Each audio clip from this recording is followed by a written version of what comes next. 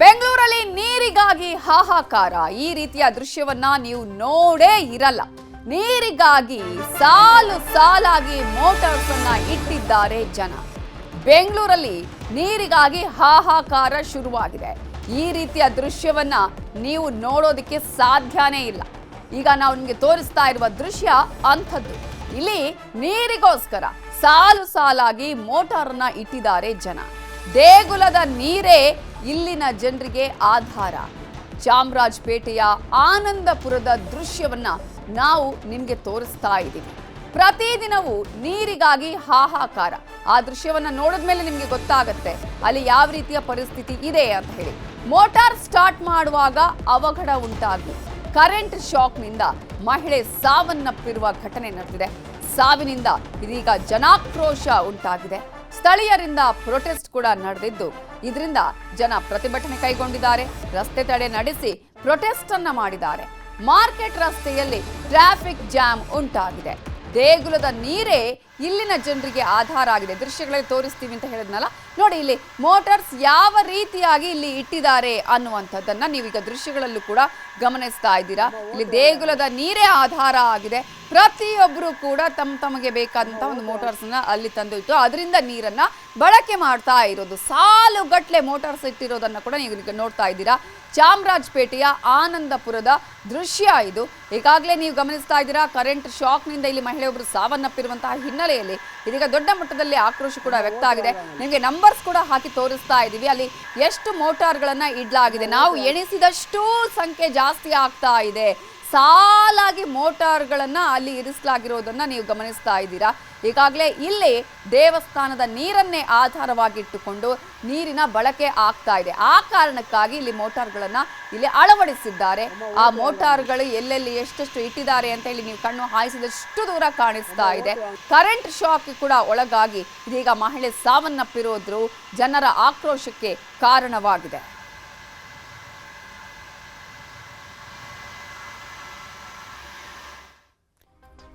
ಜೀವ ತೆಗೆದಿದೆ ಇಲ್ಲಿ ಜೀವಜಲ. ಕಾವೇರಿ ನೀರಿಗಾಗಿ ಇದು ಮೊದಲ ಬಲಿ ಏನಲ್ಲ. ಪಂಪ್ ಸೆಟ್ ಶಾಕ್ನಿಂದ ಇದು ಸಾವಾಗಿರೋದು 4ನೇ ಸಾವು. ಸ್ಥಳೀಯ ಶಾಸಕರಾಗಿರುವಂತಹ ಜಮೀರ್ ಅಹಮದ್ ಖಾನ್ ಇದಕ್ಕೆ ಕ್ಯಾರೆ ಅಂತಿಲ್ವಂತೆ. ಸಾವನ್ನಪ್ಪಿದ್ರೂ ಕೂಡ, ಜನರ ಪ್ರಾಣ ಹೋದ್ರೂ ಕೂಡ ತಮಗೂ ಅದಕ್ಕೂ ಸಂಬಂಧವೇ ಇಲ್ಲ ಅನ್ನುವ ರೀತಿಯಲ್ಲಿ ಸ್ಥಳೀಯ ಶಾಸಕರಾಗಿರುವ ಜಮೀರ್ ಅಹಮದ್ ಖಾನ್ ಇದ್ದಾರೆ. ಹಲವು ವರ್ಷಗಳಿಂದ ಕುಡಿಯುವ ನೀರಿನ ವ್ಯವಸ್ಥೆ ಇಲ್ಲ. ಕಾವೇರಿ ನೀರು ಸಿಗುತ್ತೆ ಎಲ್ಲಿ ಅನ್ನೋದು ಒಂದ್ ಕಡೆ ಅಲ್ಲಿ ಹೋಗಿ ಪಂಪ್ ಸೆಟ್ಗಳನ್ನ ಇಡ್ತಾರೆ. ಅದರಲ್ಲೂ ಮೋಟಾರ್ಸ್ ಸಾಲಾಗಿಟ್ಟಿರೋ ದೃಶ್ಯಗಳನ್ನ ತೋರಿಸಿದ್ವಿ. ಇದರಿಂದಾನೇ ಈಗ ಮಹಿಳೆ ಸಾವನ್ನಪ್ಪಿದ್ದಾರೆ. ಇದು ಮೊದಲ ಬಲಿ ಅಲ್ಲ ಅನ್ನೋದನ್ನ ನಾವಿಲ್ಲಿ ಗಮನಿಸಬೇಕು. ಹಲವು ವರ್ಷಗಳಿಂದ ಕುಡಿಯುವ ನೀರಿನ ವ್ಯವಸ್ಥೆ ಇಲ್ಲ. ಪಂಪ್ ಸೆಟ್ ಮೂಲಕ ಏರಿಯಾಗೆ ನೀರನ್ನ ಕದಿತಾ ಇದ್ದಾರೆ ಜನ. ಈಗ ದೃಶ್ಯಗಳಲ್ಲೂ ಕೂಡ ನೀವು ಗಮನಿಸ್ತಾ ಇದ್ದೀರಲ್ಲ, ಜನಾಕ್ರೋಶ ವ್ಯಕ್ತ ಆಗಿದೆ. ಪ್ರೊಟೆಸ್ಟ್ ಅನ್ನ ಮಾಡ್ತಾ ಇದ್ದಾರೆ. ಈ ಮೂಲಕ ಈಗಾಗಲೇ ಅಲ್ಲಿ ಟ್ರಾಫಿಕ್ ಜಾಮ್ ಉಂಟಾಗಿದೆ. ಟ್ರಾಫಿಕ್ ಜಾಮ್ ಆಗಿದೆ ಅನ್ನುವ ವಿಚಾರ ಅಲ್ಲ ಇಲ್ಲಿ. ಆದ್ರೆ ಯಾಕೆ ಇಷ್ಟೊಂದು ಸಮಸ್ಯೆ ಆಗಿದೆ, ಯಾಕೆ ಸ್ಥಳೀಯ ಶಾಸಕರು ಇದು ಗಮನಕ್ಕೆ ಬರ್ತಾ ಇಲ್ಲ? ಅಲ್ಲಿನ ಸಮಸ್ಯೆಗಳಿಗೆ ಗೊತ್ತಿದ್ರೂ ಕೂಡ ಸುಮ್ಮನೆ ಇದ್ದಾರಾ? ಜನರ ಪ್ರಾಣ ಹೋಗ್ತಾ ಇದೆ, ಇನ್ನೆಷ್ಟು ಬಲಿಬೇಕು ಅನ್ನುವಂತಹ ಪ್ರಶ್ನೆ ಜನರಿಗೆ ಆಕ್ರೋಶಕ್ಕೆ ಕಾರಣವಾಗಿದೆ. ಅಲ್ಲಿ ಬಂದು ಕೊಲಾಯಿ ಹಾಕ್ತೀನಿ ಅಂತ ಹೇಳ್ಬಿಟ್ಟು ಹೋಯ್ತಾರ ಬರಲ್ಲ, ನನಗೂ ವಯಸ್ಸು ಆಗ್ತಾನೆ ಇರುತ್ತೆ. ಇವಾಗ ನಮ್ಮ 4 ಜನ ತೀರೋಗಿದ್ದಾರೆ ಸರ್. ಮುಂಚೆ 3 ಜನ ತೀರೋದ್ರು ಕರೆಂಟ್ ಹಾಕಿ. ಫಸ್ಟ್ ಲೇಡೀಸ್ ಹಾಕಿದ್ರು, ಲೇಡೀಸ್ ಹಾಕಿದ ತಕ್ಷಣ ತೀರೋದ್ರು. ನಾವು ಕಂಪ್ಲೇಂಟ್ ಮಾಡಿದ್ವಿ, ಎತ್ಲಿಲ್ಲ. ಪದೇ ಒಂದು ಗಂಡಸರು ಹಾಕಿದ್ರು, ಅವನು ತೀರೋದ, ಅವ್ರಿಗೂ ಎತ್ಲಿಲ್ಲ. ಮಾಡಿರ್ಬೇಕು, ಅವ್ರ ವಿಚಾರನ ಯಾವ್ದು ಮಾಡ್ಲಿಲ್ಲ. ಇನ್ನು ಲೈಫ್ ಲಾಂಗ್ ನನಗೂ ಹಂಗೆ ನೀರು ಆಚೆ ಬಂದು ಇಡಕ ಆಗಲ್ಲ, ನೀರು ಸರಿಗೂ ಬರಲ್ಲ. ಮನೆ ಕೊಳೆ ಹಾಕ್ತೀನಿ ಅಂತ ಹೇಳಿದ್ರು, ಅದನ್ನು ಮಾಡಿಲ್ಲ. ಇವಾಗ ಮನೆ ಕೊಳೆ ಹಾಕಿದ್ರೆ ನಾವು ಯಾಕೆ ಸರ್ ಬೀದಲ್ಲಿ ಬಂದು ಹಾಕ್ಬಿಟ್ಟು ನಮ್ಮ ತಂಗಿನ ಪ್ರಾಣ ಬಿಡಕ್ ಹೇಳ್ತೀವಿ? ಇಲ್ಲಿ ಬಂದು ಈ ಕರೆಂಟ್ ಹೊಡೆದು ನೀರಿಲ್ಲ, ನಮ್ಗೆ ಕುಡಿಯಕ್ಕೆ ನೀರಿಲ್ಲ. ಬೆಳಿಗ್ಗೆ ಕರೆಂಟ್ ಮೇಲೆ ನೀರು ಚಿಚ್ಚೆ ಹಾಕಿದ್ರು, ಕಲ್ಗಡೆ ಬಿದ್ಬಿಟ್ಟು ನೀರಿಗೋಸ್ಕರ ಕಂಬತ್ರ ನೀರು ಹೊಡೆದ್ರು. ಇವತ್ತು 3 ಸಲ ಸೆತ್ತೋಗಿದ್ದಾರೆ. ನಾನು ಎತ್ತೀನಿ, ಕಂಪ್ಲೇಂಟ್ ಎತ್ತೀನಿ. ಯಾವತ್ತು ಎತ್ತೀಯ? ನಾವು ನೋಡ್ಕೊಂಡಿದ್ದೀವಿ, ನೀ ಯಾವತ್ತೇ ಎತ್ತಿಲ್ಲ. ನಮ್ಗೆ ಇದರ ಬಗ್ಗೆ ಇನ್ನಷ್ಟು ಡೀಟೇಲ್ಸ್ ಅನ್ನ ಕೊಡೋದಕ್ಕೆ ನಮ್ಮ ರಿಪೋರ್ಟರ್ ಆಶಿಕ್ ಮುಲ್ಕಿ ನೇರ ಸಂಪರ್ಕದಲ್ಲಿ ಜಾಯ್ನ್ ಆಗಿದ್ದಾರೆ. ಆಶಿಕ್ ಮುಲ್ಕಿ, ಬೇರೆ ಯಾವುದೋ ಒಂದು ನೀರಿಲ್ಲದಂತಹ ಸ್ಥಳದ್ದು ಅಂತ ಅಂದ್ಕೊಂಡ್ರೆ ರಾಜ್ಯ ರಾಜಧಾನಿಯಲ್ಲೇ ಕಂಡು ಬಂದಂತಹ ದೃಶ್ಯ ಇದು. ಜನ ತಮಗೆ ನೀರು ಸಿಗ್ತಾ ಇಲ್ಲ ಅಂತ ಹೇಳಿ ಪರ್ಯಾಯ ಮಾರ್ಗಗಳನ್ನ ಅನುಸರಿಸೋದಕ್ಕೆ ಹೋಗಿ ಪ್ರಾಣವನ್ನೇ ಕಳ್ಕೊಳ್ಳುವಂತಹ ಪರಿಸ್ಥಿತಿ. ಎಷ್ಟು ವರ್ಷಗಳಿಂದ ಈ ರೀತಿ ಆಗಿದೆ? ಸ್ಥಳೀಯ ಶಾಸಕರ ಗಮನಕ್ಕೆ ಬಂದರೂ ಕೂಡ ಈ ಸಮಸ್ಯೆ ಇದೆಯಾ, ಹೇಗೆ? ನವಿತಾ, ಕಳೆದ 50-60 ವರ್ಷಗಳಿಂದ ಇಲ್ಲಿರುವಂತಹ ಸ್ಥಳೀಯರು ಕುಡಿಯುವ ನೀರಿಗಾಗಿ ಪರದಾಡ್ತಾ ಇರುವಂತದ್ದು. ಇವತ್ತಿನ ಬೆಳಗಿನ ಜಾವ ಮೈಸೂರು ರಸ್ತೆಗೆ ಅಂಟ್ಕೊಂಡೇ ಇರುವಂತಹ ಆನಂದಪುರ ಅನ್ನುವಂತ ಒಂದು ಏರಿಯಾದಲ್ಲಿ ಮಹಿಳೆ ಕುಡಿಯುವ ನೀರನ್ನ ತೆಗೆದುಕೊಳ್ಳೋದಕ್ಕೆ ಪಂಪ್ ಸೆಟ್ ಅನ್ನು ಆನ್ ಮಾಡೋದಕ್ಕೆ ಬಂದಂತ ಸಂದರ್ಭದಲ್ಲಿ ಶಾಕ್ ತಗಲಿ ಸಾವನ್ನಪ್ಪಿರುವಂತದ್ದು. ಸದ್ಯಕ್ಕೆ ನಾನು ಎಲ್ಲಿ ಘಟನೆ ನಡೀತು ಅದೇ ಜಾಗದಲ್ಲಿ ಇದೀನಿ. ನೀವು ಇಲ್ಲಿ ಏನ್ ನೋಡ್ತಾ ಇದ್ದೀರಿ, ಇದು ಇಲ್ಲಿನ ಸ್ಥಳೀಯರು ತಾವೇ ದುಡ್ಡು ಖರ್ಚು ಮಾಡಿ ತಾತ್ಕಾಲಿಕವಾಗಿ ಕುಡಿಯುವ ನೀರನ್ನ ಪಡೆದುಕೊಳ್ಳೋದಕ್ಕೆ ಮಾಡಿರುವಂತಹ ಪೈಪ್ಲೈನ್ ವ್ಯವಸ್ಥೆ. ಈ ಪೈಪ್ಲೈನ್ ನಿಂದ ಪ್ರತಿದಿನ ಬೆಳಿಗ್ಗೆ ಅಂದ್ರೆ ಮುಂಜಾನೆ 3, 4, 5 ಗಂಟೆಗೆ ಪ್ರತಿಯೊಬ್ಬ ಮನೆಯ ಮಹಿಳೆಯರು ಬಂದು ಇಲ್ಲಿಂದ ಈ ನಲ್ಲಿಗಳಿಂದ ಪೈಪ್ ಅನ್ನ ಹಾಕಿ ತಮ್ಮ ಮನೆಗಳಿಗೆ ನೀರನ್ನ ಪಡೆದುಕೊಳ್ತಾ ಇದ್ರು. ಇವತ್ತು ಈ ಒಂದು ಕಂಬದಿಂದ ವಿದ್ಯುತ್ ಸಂಪರ್ಕವನ್ನ ಪಡೆಯುವಂತ ಸಂದರ್ಭದಲ್ಲಿ ಆ ಮಹಿಳೆ ಸಾವನ್ನಪ್ಪಿ, ಶಾಕ್ ತಗಲಿ ಸಾವನ್ನಪ್ಪಿರುವಂತದ್ದು. ಹೀಗಾಗಿ ಈ ಮೈಸೂರು ರಸ್ತೆಯನ್ನ ತಡೆದು ಇದೀಗ ಇಲ್ಲಿನ ಸ್ಥಳೀಯರು ಪ್ರತಿಭಟನೆಯನ್ನ ಮಾಡ್ತಾ ಇರುವಂತದ್ದು. ಇಲ್ಲಿನ ಸ್ಥಳೀಯರಿದ್ದಾರೆ ನಮ್ಮ ಜೊತೆಗೆ. ಯಾವ ರೀತಿಯಾಗಿರುವಂತಹ ವಾತಾವರಣ ಇದೆ, ಅಸಲಿಗೆ ಏನು ಆಯ್ತು ಅನ್ನೋದ್ರ ಬಗ್ಗೆ ಇಲ್ಲಿನ ಸ್ಥಳೀಯರನ್ನ ಮಹಿಳೆಯರನ್ನ ಮಾತಾಡ್ಸೋಣ. ಮೇಡಮ್, ಏನಾಯ್ತು? ಪ್ರತಿದಿನ ನೀವು ಇದೇ ರೀತಿಯಾಗಿ ನೀರು ತೆಗೆದುಕೊಳ್ಳೋದಾ ಅಂತ? ಪ್ರತಿದಿನ ಅಲ್ಲ ಸರ್, ಒಂದ್ ದಿವಸ ಬಿಟ್ಟು ಒಂದ್ ದಿವಸನೇ ನೀರ್ ಬರೋದು. ಈ ಸ್ಲಮ್ ಬಂದು 100 ವರ್ಷಗಳಿಂದ ಇದೆ. ನನ್ಗೆ ಈಗ 32 ವರ್ಷನ ನೋಡ್ಕೊಂಡಿದ್ದೀನಿ. ಈ ತರ ಮೋಟರ್ ಹಾಕಿನೇ ನೀರ್ ಹಿಡಿಬೇಕು ಸರ್. 3 ಗಂಟೆಗೆ ನೀರ್ ಬಿಡ್ತಾರೆ. ನಾವೆಲ್ಲ ಕೆಲ್ಸಕ್ಕೆ ಹೋಗೋರು, ಕೆಲ್ಸಕ್ಕೆ ಹೋಗ್ಬಿಟ್ಟು ನೀರ್ ಬಿಡ್ತಾರ ಅಂತ ನಿದ್ದೆನೆ ಬರಲ್ಲ ಸರ್. ಮಕ್ಕಳು ಸ್ಕೂಲ್ಗೆ ಹೋಗ್ತಾ ಇದಾರೆ. ಅಷ್ಟು ಬೇಗ 3:15 ನಾವು ಒಂದು ಮೋಟರ್ ಹಾಕಿದ್ರೇನೆ 4 ಮನೆಗೆ ಒಂದು ಮೋಟರ್ ಹಾಕ್ಬೇಕು ಸರ್. ಇಲ್ಲಿಂದ 200 ಮೀಟರ್ ಪೈಪ್ ತಗೊಳ್ಬೇಕು ನಾವು. ಒಂದು ಪೈಪ್ ಬಂಡ್ಲು ತಗೊಳಕ್ಕೆ 1200, 4 ಬಂಡ್ಲು ಪೈಪ್ ತಗೊಳ್ಬೇಕು ಸರ್ ನಾವು. MLA ಅವರು ಲೈನ್ ಅಲ್ಲಿ ಪೈಪ್ ಕೊಟ್ರೆ, ಕಲೆಕ್ಷನ್ ಕೊಟ್ರೆ ನಾವ್ ಯಾಕೆ ಸರ್ ಮೋಟರ್ ಬಂದು ಇಲ್ಲಿ ಹಾಕ್ತಿವಿ ಅಲ್ವಾ? ಬೆಳಿಗ್ಗೆ ಏನಾಯ್ತು? ಬೆಳಗ್ಗೆ ಅದೇ ಸರ್, ಇಲ್ಲಿ ಕಂಬದಿಂದ ಕರೆಂಟ್ ತಗೊಂಡು ಕೆಳಗಡೆ ಸ್ವಿಚ್ ಬ್ಯಾಕ್ ಸಿಗ್ತಾರೆ, ನೀರ್ ಹೋಗ್ತಾನೆ ಇರುತ್ತೆ. ಅದ್ರಲ್ಲೇ ನಾವು ಹೋಗಿ ನೀರು ಕರೆಂಟ್ ಹಾಕ್ಬೇಕು ಸರ್. ಅವಾಗ ಅವ್ರಿಗೆ ಶಾಕ್ ಹೊಡೆದಿರೋದು ಆ ತರ ಸರ್. ಈಗ ನಮ್ಮ ಏರಿಯಾದಲ್ಲಿ ಬೇಸಿಕ್ ಫೆಸಿಲಿಟಿನೇ ಇಲ್ಲ ಸರ್. ಕರೆಂಟ್ ಆಗ್ಲಿ ಹೇಳಿದೀವಿ ಸರ್, ಕಂಪ್ಲೇಂಟ್ ಮಾಡಿದೀವಿ. ಅವರು ಓಟ್ಗೆ ಮಾತ್ರ ಬರ್ತಾರೆ ಸರ್. ಓಟ್ ಬೇಕಂದ್ರೆ ಮನೆ ಕೈ ಮುಗಿತಾರೆ. ಇವಾಗ ನಾವು ಕೈ ಮುಗಿದು ಕರೆದ್ರು ಬರಲ್ಲ ಸರ್. ಅವ್ರ ರೆಸ್ಪಾನ್ಸಿಬಲ್ ಏನಂದ್ರೆ ನಾವೆಲ್ಲ ಓಟ್ ಹಾಕಿದಕ್ಕೆ ಅವ್ರ ಆ ಸೀಟ್ ಮೇಲೆ ಕುತ್ಕೊಂಡಿರೋದು. ಇಲ್ಲಾಂದ್ರೆ ಅವ್ರು ಕುತ್ಕೊಳಕ್ ಆಗಲ್ಲ. ನಾವು ಸೆಲೆಕ್ಷನ್ ಮಾಡಿರೋರು ಅವ್ರು, ನಮ್ಗ ಸೇವಕರು ಅವ್ರು ಮಾಡ್ತಾನೆ ಇಲ್ಲ ಸರ್. ಇಲ್ಲಿ ಬಂದ್ರೆ ನೀವು ನಮ್ಗೆ ಓಟ್ ಹಾಕಿದ್ದೀರಾ, ಬೇರೆಯವ್ರಿಗೆ ಓಟ್ ಹಾಕಿದ್ದೀರಾ ಅಂತ ಹೇಳ್ತಾ ಇದ್ದಾರೆ. ಆ ರೈಟ್ಸ್ ಅವ್ರಿಗಿಲ್ಲ ಸರ್. ನಮ್ ರೈಟ್ ಸರ್. ನಾವ್ ಯಾರು ಬೇಕಾದ್ರೂ ಓಟ್ ಹಾಕ್ತಿವಿ. ಅವ್ರ ಕರ್ತವ್ಯ ಅವ್ರು ಮಾಡ್ಲೇಬೇಕು ಸರ್. ಇನ್ ಮುಂದೆ ಯಾವ ಒಂದ್ ಸಾವು ಕೂಡ ಆಗ್ಬಾರ್ದು. ಇದು 4ನೇ ಸಾವು ಆಗಿರೋದು ಸರ್. ಮೇಡಮ್, ಅವ್ರು ಹೇಳ್ತಾ ಇರೋದು 4ನೇ ಸಾವು ಅಂತ. ಪ್ರತಿ ಸಲಾನು ಹಿಂಗೆ ಆಗುತ್ತೆ ಇಲ್ಲಿ? ಆಗುತ್ತೆ ಸರ್. ಇದು 4ನೇ ಸತಿ ಆಗ್ತಾ ಇರೋದು. ಇನ್ನೊಂದ್ ಸತಿ ಇದು ಬೋರ್ ನೀರು ನಮ್ಗೆ ವ್ಯವಸ್ಥೆ ಇಲ್ಲ ಸರ್. ಕುಡಿಯೋ ನೀರೇ ವ್ಯವಸ್ಥೆ ಇಲ್ಲ. ಬೆಳಗ್ಗೆ ನಾವು 3 ಗಂಟೆಗೆ ಅಲ್ಲಿ ನೋಡಿರೋದು.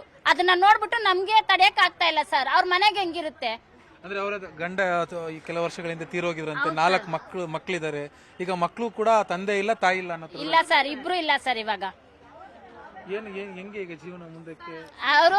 ಅವರು ಮನೆ ಕೆಲ್ಸನೇ ಹೋಗ್ಬಿಟ್ಟು ಜೀವನ ಮಾಡ್ತಾ ಇದ್ರು ಸರ್.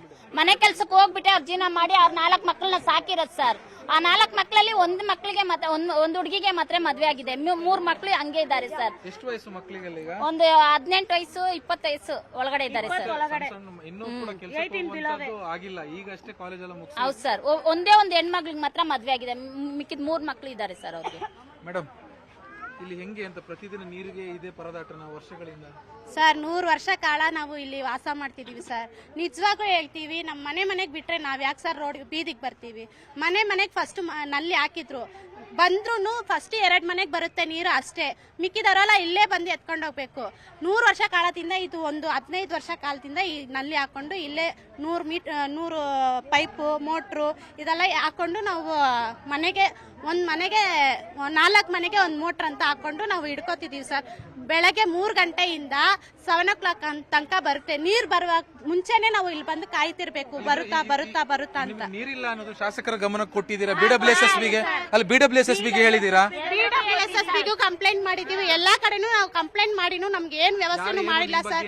ಇನ್ನೊಂದು, ಈ ಮೋರಿ ತುಂಬಿಕೊಂಡು ನಮ್ಗೆ ಲೀಕ್ ಆದ್ರೂ ಯಾರು ಏನು ಮಾಡಲ್ಲ. ಬರ್ತಾರೆ, ಅವ್ರ ಕೆಲಸ ಮಾಡ್ಕೊಂಡು ಹೋಗ್ತಾನೆ ಇರ್ತಾರೆ. ಓಟ್ ಕೇಳಕ್ಕೆ ಅಷ್ಟು ಭಿಕ್ಷೆ ಬಿಡೋ ತರ ಬಂದ್ರಲ್ಲ ಸರ್, ಈಗ ನಾವು ಭಿಕ್ಷೆ ಬೇಡ್ತಿದೀವಿ, ನಮ್ಗೆ ನೀರ್ ಬಿಡಿ ಅಂತ. ಯಾಕೆ ಅವ್ರಿಗೆ ಗಮನಕ್ಕೆ ಬರ್ತಿಲ್ಲ? ಈಗ ಹೋಗಿ ಕರೆದ್ರು ಅವ್ರು ಏನ್ ಹೇಳ್ತಿದ್ದಾರೆ, ಸ್ವತ್ರ ಸಾಯಿಲಿ ಅಂತ ಹೇಳ್ತಾರೆ. ಸ್ಲಮ್ ಅಂದ್ರೆ ಅಷ್ಟು ಕೀಳಾಗಿ ನೋಡ್ತಾರ ಸರ್? ನಾವು ಜನರೇ, ನಾವು ಮನುಷ್ಯರೇ, ನಾವು ಎಲ್ಲದಕ್ಕೂ ಮೇಲೇನೆ ಇರೋದು. ಈ ಸ್ಲಮ್ ಅಲ್ಲಿ ಯಾರು ಓದ್ತಾ ಇರೋರು ಇಲ್ಲ ಸರ್, ಎಲ್ಲ ಓದಿರೋರೆ, ಎಜುಕೇಟೆಡ್ ಇರೋದು. ಅಷ್ಟು ನೀವ್ ಯಾಕೆ ಕೇರ್ಲೆಸ್ ಮಾಡ್ತೀರಾ ಅಂತ ನಮ್ದು ಕ್ವಶನ್. ಬೆಳಿಗ್ಗೆ ಏನಾಯ್ತು, ಇಲ್ಲೇ ಅವ್ರು ಶಾಕ್ ಆಗಿ ಇಲ್ಲೇ ಬಿದ್ದಿದ್ದವರು? ಹೌದು ಸರ್, ಇಲ್ಲೇ ಹಾಕಿರೋದು.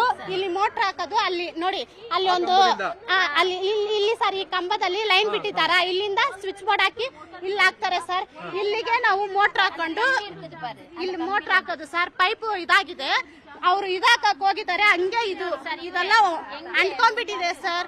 ಈ ತರ ಇದ್ರೆ ನಾವ್ ಹೆಂಗೆ ಸರ್ ಜೀವನ ಮಾಡೋದು? ಮಕ್ಳಿದ್ದಾರೆ, ಓದೋ ಮಕ್ಳಿದ್ದಾರೆ, ಕೆಲಸ ಮಾಡ್ತೀವಿ, ಎಲ್ಲರೂ ಕೆಲ್ಸಕ್ಕೆ ಹೋಗೋ ಮಹಿಳೆಯರೇ ಸರ್ ಇಲ್ಲಿ ಇರೋದು. ಕೆಲ್ಸಕ್ಕೆ ಹೋಗೋ ಮಹಿಳೆಯರೇ ಇಲ್ಲಿ 4 ಗಂಟೆ 3 ಗಂಟೆಗೆಲ್ಲ ಎದ್ದು ನೀರು ಇಟ್ಬಿಟ್ಟು ಕೆಲ್ಸಕ್ಕೆ ಹೋಗ್ತಾರೆ ಸರ್. ಜೀವನ ನಮ್ದು ಈ ತರ ಇದೆ, ಕಮಿಟ್ಮೆಂಟ್ಸ್ ಇದೆ ಸರ್. ನಾವ್ ಇದಕ್ಕೆಲ್ಲ ನೋಡ್ಬೇಕಂದ್ರೆ ನಾವ್ ಇಲ್ಲಿ ಬೀದಿಗೆ ಬಂದೇ ತಾನೆ ಸರ್ ಆಗ್ಬೇಕು. ಇದಿಷ್ಟು ಇಲ್ಲಿನ ಸ್ಥಳೀಯರು ಹೇಳ್ತಾ ಇರುವಂತದ್ದು. ನೀವಿಲ್ಲಿ ಏನ್ ಕಂಬ ನೋಡ್ತಾ ಇದ್ರಿ, ಕಂಬದಿಂದ ವಿದ್ಯುತ್ ಸಂಪರ್ಕವನ್ನ ಪಡೆಯುವಂತ ಸಂದರ್ಭದಲ್ಲಿ ಇದ್ರ ಮೇಲೆ ಶಾಕ್ ಆಗಿ, ಇದ್ರ ಒಳಗಡೆ ಇರುವಂತ ಸ್ವಿಚ್ ಅನ್ನ ಹಾಕುವಂತ ಸಂದರ್ಭದಲ್ಲಿ ಶಾಕ್ ಆಗಿ ಆ ಮಹಿಳೆ ಸಾವನ್ನಪ್ಪಿರುವಂತದ್ದು. ಕೆಲವು ವರ್ಷಗಳ ಹಿಂದೆ ಅಷ್ಟೇ ಆ ಮಹಿಳೆಯ ಪತಿ ಕೂಡ ಸಾವನ್ನಪ್ಪಿದ್ರು. ಅವರಿಗೆ 4 ಮಕ್ಕಳಿದ್ದಾರೆ. 4 ಮಕ್ಕಳಲ್ಲಿ ಒಂದೇ ಒಂದು ಹೆಣ್ಣು ಮಗು ಮಾತ್ರ ಮದುವೆ ಮಾಡಿಸಿರುವಂತದ್ದು. ಇನ್ನುಳಿದಿರುವಂತ 3 ಮಕ್ಕಳಿಗೆ ಈಗ ತಂದೆನೂ ಇಲ್ಲ, ತಾಯಿನೂ ಇಲ್ಲ. ಮತ್ತೆ ಕಳೆದ 100 ವರ್ಷಗಳಿಂದ ತಲತಲಾಂತರವಾಗಿ ನಾವು ಈ ಒಂದು ಏರಿಯಾದಲ್ಲಿ ವಾಸ ಮಾಡ್ತಾ ಇದ್ದೀವಿ. ಇದುವರೆಗೂ ಕೂಡ ನಮಗೆ ಯಾವ ಅಧಿಕಾರಿಗಳು ಬಂದು, ಯಾವ ಶಾಸಕ ಪ್ರತಿನಿಧಿಗಳು ಬಂದು ನಮಗೆ ಏನಾಗಿದೆ, ನಮ್ಮ ಕಾಳಜಿ ಏನು, ನಮ್ಮ ಬಗ್ಗೆ ಇದುವರೆಗೂ ಕೂಡ ವಿಚಾರಿಸುವಂತ ಕೆಲಸವನ್ನ ಮಾಡಿಲ್ಲ. ನಮ್ಮ ಏರಿಯಾದ ಪಕ್ಕದಲ್ಲೇ ಶಾಸಕರ ನಿವಾಸ ಇದೆ. ಅದಾಗಿದ್ರೂ ಕೂಡ ಅವರ ಮನೆಗೆ ನೀರು ಹೋಗುತ್ತೆ, ನಮ್ಮ ಏರಿಯಾಗೆ ಯಾಕೆ ನೀರು ಬರಲ್ಲ ಅನ್ನುವಂತ ಒಂದು ಪ್ರಶ್ನೆಯನ್ನ ಇಲ್ಲಿನ ಸ್ಥಳೀಯರು ಮತ್ತು ಮಹಿಳೆಯರು ಕೇಳ್ತಾ ಇರುವಂತದ್ದು. ನವಿತಾ, ಈಗಾಗಲೇ ಮಹಿಳೆಯ ಸಾವಾಗಿದೆ. ಇಲ್ಲಿ ಅಮಾಯಕ ಮಹಿಳೆಯ ಸಾವಿಗೆ ಯಾರು ಹೊಣೆ? ಒಂದಲ್ಲ ಎರಡಲ್ಲ, ಈಗ ನಾವು ಅವ್ರು ಹೇಳ್ತಾ ಇದ್ರಲ್ಲ, ನಾವು 100 ವರ್ಷಗಳಿಂದ ಇಲ್ಲಿ ಇದೀವಿ, ಇಲ್ಲಿ ವಾಸ ಆಗಿದ್ದೀವಿ, ನಮ್ಮ ಮನೆಯವರೆಲ್ಲಿ ಇದ್ರು. ಆದ್ರೆ ಸಾಕಷ್ಟು ವರ್ಷಗಳಿಂದ ಇಲ್ಲಿ ಇಂಥದ್ದೇ ಕೆಲಸ ಆಗ್ತಾ ಇದೆ. ಆನಂದಪುರದಲ್ಲಿ ನೀರಿನ ಸಂಪರ್ಕವೇ ಕೊಟ್ಟಿಲ್ವಂತೆ. ಇದು ಬಿಬಿಎಂಪಿನ, ಜಲಮಂಡಳಿದ್ದ, ಬೆಸ್ಕಾಂ ನಿರ್ಲಕ್ಷ್ಯನ? ಮನೆಗಳಿಗೆ ಮೂಲ ಸೌಕರ್ಯ ನೀಡಿಲ್ಲ ಬಿಬಿಎಂಪಿ, ನೀರಿನ ಸೌಲಭ್ಯವನ್ನ ಕಲ್ಪಿಸದೆ ಜಲಮಂಡಳಿಯು ನಿರ್ಲಕ್ಷ್ಯವನ್ನ ತೋರಿದೆ.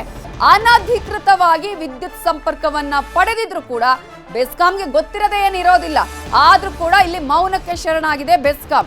ದಂಡು ಮಾರಿಯಮ್ಮ ಆಡಳಿತ ಮಂಡಳಿ ನಿರ್ಲಕ್ಷ್ಯಕ್ಕೆ ಮಹಿಳೆಯ ಸಾವಾಗಿದೆ. ನೀರಿನ ಸಮಸ್ಯೆ ಬಗೆಹರಿಸಿದ ಸ್ಥಳೀಯ ಜನಪ್ರತಿನಿಧಿಗಳ ಅಥವಾ ಅಪಾಯ ಗೊತ್ತಿದ್ದು ನೀರಿಗಾಗಿ ತಮ್ಮ ಪ್ರಾಣವನ್ನೇ ಜನರೇ ಪಣಕ್ಕಿಟ್ರ ಅನ್ನುವ ಪ್ರಶ್ನೆ.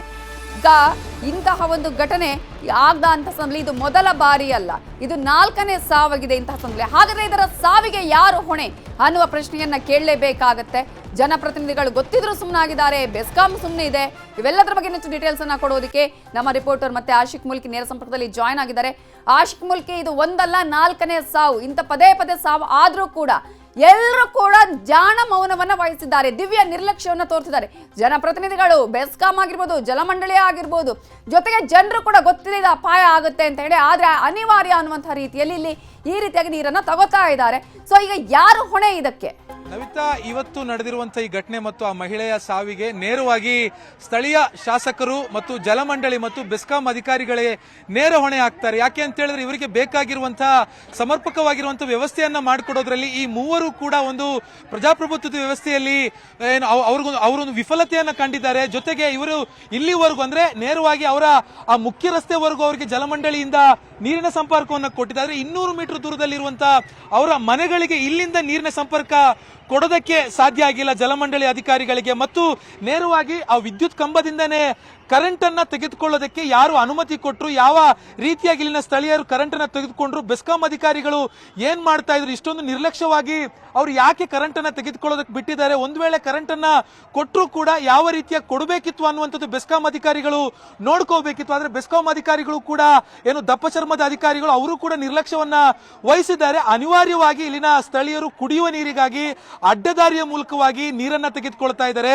ಅಂದ್ರೆ ಅವ್ರ ಕಷ್ಟಕ್ಕೆ ಅವ್ರು ಈ ರೀತಿಯಾಗಿ ಮಾಡ್ತಾ ಇರುವಂತದ್ದು. ಆದ್ರೆ ಇದನ್ನ ಸಮರ್ಪಕವಾಗಿ ನೋಡ್ಕೊಂಡು ಅವರಿಗೆ ಬೇಕಾಗಿರುವಂತ ವ್ಯವಸ್ಥೆಯನ್ನ ಮಾಡಿಕೊಡ್ಬೇಕಾಗಿರುವಂತ ಜಲಮಂಡಳಿ ಇರಬಹುದು, ಬೆಸ್ಕಾಂ ಆಗಿರ್ಬೋದು, ಮತ್ತೆ ಇದನ್ನ ತನ್ನ ಮತದಾರರ ಹಿತಾಸಕ್ತಿ ಕಾಯಬೇಕಾಗಿರುವಂತ ಸ್ಥಳೀಯ ಶಾಸಕರಾಗಿರುವಂತ ಸಚಿವ ಜಮೀರ್ ಅಹಮದ್ಗೂ ಕೂಡ ಇದ್ರ ಬಗ್ಗೆ ವರ್ಷಗಳಿಂದ ಸಾಕಷ್ಟು ಮನವಿಯನ್ನ ಕೊಟ್ಟರು ಕೂಡ ಇದುವರೆಗೂ ಈ ಕಡೆ ತಿರುಗಿ ನೋಡಿಲ್ಲ ಅನ್ನುವಂತ ಆರೋಪವನ್ನ ಇಲ್ಲಿನ ಸ್ಥಳೀಯರು, ಮಹಿಳೆಯರು ಎಲ್ಲರೂ ಕೂಡ ಮಾಡ್ತಾ ಇರುವಂತದ್ದು. ಹಾಗಾಗಿ ಇವತ್ತು ಇದು 4ನೇ ಸಾವು. ಕಳೆದ ಕೆಲವು ವರ್ಷಗಳಲ್ಲಿ ಪ್ರತಿ ಸಲ ನೀರನ್ನ ಆನ್ ಮಾಡುವಾಗ ಜೀವವನ್ನ ಕೈಯಲ್ಲಿ ಇಟ್ಕೊಂಡು ನಾವು ನೀರನ್ನ ಪಡೆದುಕೊಳ್ಬೇಕಾಗಿರುವಂತ ಪರಿಸ್ಥಿತಿ ನಮ್ಮ ಏರಿಯಾದಲ್ಲಿ ಇರುವಂತದ್ದು. ಹೀಗಾಗಿ ಇವತ್ತಿನ ಸಾವಿಗೆ ನೇರವಾಗಿ ಸ್ಥಳೀಯ ಶಾಸಕರು, ಜಲಮಂಡಳಿ ಮತ್ತು ಬೆಸ್ಕಾಂ ಅಧಿಕಾರಿಗಳೇ ನೇರ ಹೊಣೆ ಅಂತ ನಾವು ಹೇಳಬಹುದು. Navitha. Yes, thank you Ashik Mulki ಡೀಟೇಲ್ಸ್ಗೆ. ಈಗಾಗಲೇ ನಿಮಗೆ ದೃಶ್ಯಗಳಲ್ಲೂ ಕೂಡ ನಾವು ತೋರಿಸಿದ್ವಿ. ಒಂದ್ ಕಡೆ ಜನರ ಆಕ್ರೋಶ ಭುಗಿಲೆದ್ದಿದೆ, ಮತ್ತೊಂದು ಕಡೆ ಪಂಪ್ ಸೆಟ್ಗಳನ್ನ ಯಾವ ರೀತಿಯಾಗಿ ಅಲ್ಲಿ ಜೋಡಿಸಲಾಗಿದೆ. ನೀರಿಗಾಗಿ ಜನ ಈ ರೀತಿಯಾದಂತಹ ಮಾರ್ಗವನ್ನ ಹಿಡಿದಿದ್ದಾರೆ. ಆದ್ರೆ ಜನಪ್ರತಿನಿಧಿಗಳು ಇದ್ರ ಕಡೆ ತಲೆಯನ್ನ ಹಾಕ್ಬೇಕು. ಅಟ್ಲೀಸ್ಟ್ ಏನಾಗಿದೆ, ಏನಾಗ್ತಾ ಇದೆ, ನಮ್ಮಲ್ಲಿ ಬ್ರ್ಯಾಂಡ್ ಬೆಂಗಳೂರು ಕಲ್ಪನೆ ಇದೆಯಲ್ಲ, ಈಗ ಅವರದ್ದೇ ಸರ್ಕಾರದಲ್ಲಿ, ಕಾಂಗ್ರೆಸ್ ಸರ್ಕಾರದಲ್ಲೇ ಬ್ರ್ಯಾಂಡ್ ಬೆಂಗಳೂರಿನ ಕಲ್ಪನೆ ಇರೋದು. ಆದ್ರೆ ಏನಾಗ್ತಾ ಇದೆ ಬೆಂಗಳೂರಲ್ಲಿ? ನೀರಿಗಾಗಿ ಸಾವೇ ಆಗ್ತಾ ಇದೆ. ಇಂತಹ ಒಂದು ವಿಚಾರಕ್ಕೆ ಯಾವ ರೀತಿಯಾಗಿ ಜವಾಬ್ದಾರಿಯನ್ನು ತೆಗೆದುಕೊಳ್ತಾರೆ? ಮುಂದಿನ ದಿನಗಳಲ್ಲಿ ಆದ್ರೂ ಮೂಲ ಸೌಕರ್ಯವನ್ನು ಒದಗಿಸುವಂತಹ ನಿಟ್ಟಿನಲ್ಲಿ ಜನಪ್ರತಿನಿಧಿಗಳು, ಅಧಿಕಾರಿಗಳು ಗಮನ ಹರಿಸ್ತಾರ? ಕಾದು ನೋಡಬೇಕು. ಚಾಮರಾಜಪೇಟೆಯ ಆನಂದಪುರದಲ್ಲಿ ನೀರಿಗಾಗಿ ಈಗ ಮಹಿಳೆಯ ಸಾವಾಗಿದೆ. ಈಗ ಅನೇಕ ಪ್ರಶ್ನೆಗಳಿದೆ.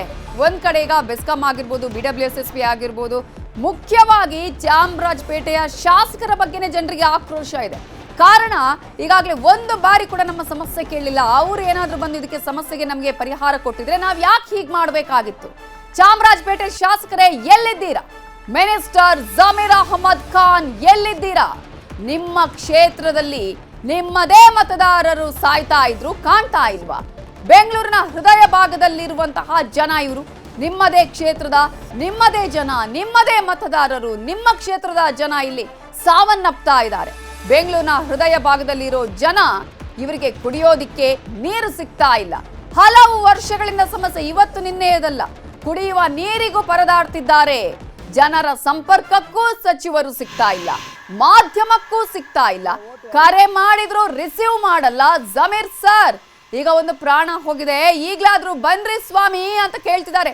ಜನರ ಆಕ್ರೋಶದ ಕಟ್ಟೆ ಭುಗಿಲೊಡೆದಿದೆ. ಅಲ್ಲಿ ಜನ ಅಳೋದು ಮಾತ್ರ ಅಲ್ಲ, ಆಕ್ರೋಶವನ್ನ ವ್ಯಕ್ತಪಡಿಸ್ತಾ ಇದ್ದಾರೆ. ನೋವು ಆಕ್ರೋಶವಾಗಿ ಬದಲಾಗಿದೆ. ನಾವ್ ಯಾಕೆ ವೋಟ್ ಹಾಕ್ಬೇಕು ಇವರಿಗೆ ಅನ್ನುವ ಪ್ರಶ್ನೆಯನ್ನ ಕೇಳ್ತಿದ್ದಾರೆ ಜನ. ನಾವು ವೋಟ್ ಹಾಕಿ ಇವರನ್ನ ಗೆಲ್ಲಿಸ್ತಾ ಇದೀವಿ, ನಮ್ಮ ಸಮಸ್ಯೆನ ನೋಡೋದಕ್ಕೆ ಇವ್ರು ಬರೋದಿಲ್ಲ. ಸಮಸ್ಯೆ ಇದೆ ಅಂತ ಗೊತ್ತಾದ ಮೇಲೂ ಕೂಡ ಸಮಸ್ಯೆಗೆ ಪರಿಹಾರ ಕೊಡ್ತಾ ಇಲ್ಲ. ಇವರು ನಮಗೆ ಪರಿಹಾರ ಕೊಟ್ಟಿದ್ರೆ, ಮೂಲಭೂತ ಸೌಕರ್ಯಗಳನ್ನ ಕೊಟ್ಟಿದ್ರೆ ನಾವ್ ಯಾಕೆ ಈ ಮಾರ್ಗ ತುಳಿತಾ ಇದ್ವಿ ಅನ್ನುವ ಪ್ರಶ್ನೆಯನ್ನ ಕೇಳ್ತಿದ್ದಾರೆ. ಪಕ್ಕದಲ್ಲೇ ಇದೆ ನಿಮ್ಮ ಮನೆ ಅಂತ ಹೇಳ್ತಿದ್ದಾರೆ ಜನ. ಅಲ್ಲಿಗೆ ನೀರು ಸಿಗುತ್ತೆ, ನಮ್ಗೆ ಯಾಕೆ ಸಿಗ್ತಾ ಇಲ್ಲ? ನಮ್ಗೆ ಯಾಕೆ ನೀರು ಕೊಡ್ತಾ ಇಲ್ಲ? ಒಂದ್ ಕಡೆ ಪೈಪ್ ಹಾಕ್ತೀರಾ, ಕೇವಲ ಒಂದೇ ಮನೆಗೆ ಬರುತ್ತೆ ಅಲ್ಲಿ ನೀರು. ಉಳಿದ ಮನೆಯವರು ಏನ್ ಮಾಡಬೇಕು? ನೂರಾರು ಪ್ರಶ್ನೆಗಳಿದೆ. ಜಮೀರ್ ಅಹಮದ್ ಅವರಿಗೆ ಕೇಳ್ತಾ ಇದ್ದಾರೆ ಜನ. ಮಾಧ್ಯಮವಾಗಿ ಎಲ್ಲರೂ ಕೂಡ ಈ ಪ್ರಶ್ನೆಯನ್ನ ಕೇಳ್ತಾ ಇದೀವಿ. ನಾವು ಕೂಡ ಜನರ ಸಮಸ್ಯೆಗೆ ಇಲ್ಲಿ ಪರಿಹಾರ ಇಲ್ಲ ಅಂದ ಮೇಲೆ ಜನರಿಗೆ ಹಾಗಾದ್ರೆ ನೀವು ಯಾವ ರೀತಿಯಾಗಿ ಈ ಹಿಂದೆ ವೋಟ್ ಕೇಳೋದಕ್ಕೆ ಹೋಗಿದ್ರಿ? ಇದೇ ವಿಚಾರಕ್ಕೆ ಸಂಬಂಧಪಟ್ಟ ಹಾಗೆ ಮಾತನಾಡೋದಕ್ಕೆ BBMP ವಿಶೇಷ ಆಯುಕ್ತರಾಗಿರುವ ರಾಮ್ ಪ್ರಸಾದ್ ಅವರು ನಮ್ಮ ಜೊತೆ ಈಗ ಫೋನ್ ಸಂಪರ್ಕದಲ್ಲಿದ್ದಾರೆ. ಸರ್ ನಮಸ್ತೆ. ಹಲೋ ಸರ್ ಕೇಳಿಸ್ತಾ ಇದೆಯಾ? ಧ್ವನಿ ಕೇಳಿಸ್ತಾ ಇದೆಯಾ ಸರ್? ನಾನು BWSSB ಚೇರ್ಮನ್ ಮಾತಾಡ್ತೀನಮ್ಮ. ಹಾ ಸರ್ ನಮಸ್ತೆ. ಸರ್, ಈಗಾಗಲೇ ಆನಂದಪುರದಲ್ಲಿ ಏನ ಆಯ್ತು, ಏನ್ ಸಮಸ್ಯೆ ಇದೆ ಅನ್ನೋದು ನಿಮ್ ಗಮನಕ್ಕೆ ಬಂದಿದೆ ಅಂತ ಅನ್ಕೊಳ್ತೀನಿ. ಆನಂದಪುರದಲ್ಲಿ ಆಗಿರೋದು, ಅವರು ಇಲ್ಲಿಗಲ್ ಕನೆಕ್ಷನ್ಸ್ ಇತ್ತು ಅವ್ರದ್ದು, ಏನು ವಾಟರ್ ಕನೆಕ್ಷನ್ಸ್ಗೆ, ಪಂಪ್ಗೆ ಕರೆಂಟ್ ಕನೆಕ್ಷನ್ ತಗೊಳ್ಳೋದಕ್ಕೆ ಇಲ್ಲಿಗಲ್ ಆಗಿ ಬೆಸ್ಕಾಂ ಕಂಬಕ್ಕೆ ಎತ್ತಿದ್ದಾರೆ. ಅದರಿಂದ ಬೆಸ್ಕಾಂ ಇಂದ ಕರೆಂಟ್ ಶಾಕ್ ಕೊಡೋದು ಅವ್ರು ತೀರಿದ್ದಾರೆ.